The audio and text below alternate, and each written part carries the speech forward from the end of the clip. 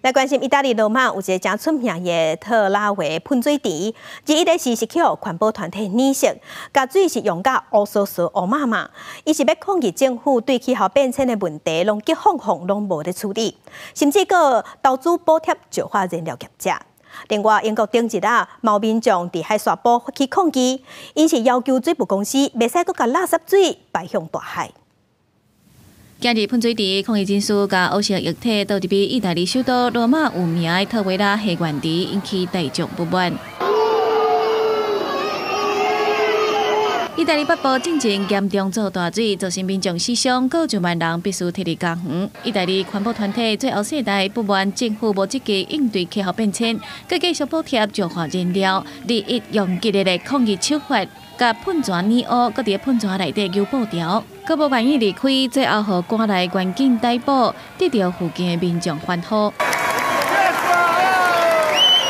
最后世代是意大利有名的环保团体，过去常常用激烈的方式，包括用汤破澎湖的话，伫米兰有名的斯卡拉歌剧院破油漆，也是伫参议院外墙喷漆等等，抗议政府伫气候变迁问题无及时采取行动。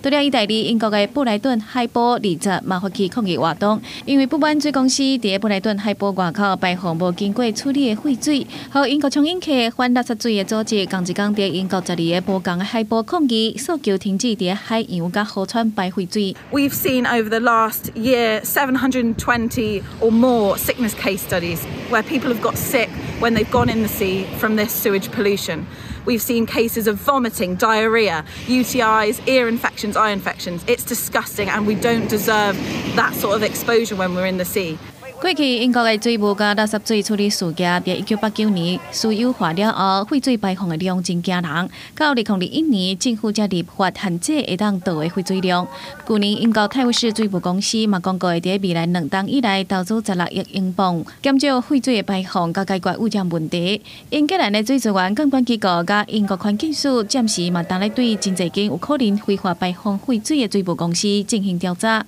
国际新闻台是董炳耀。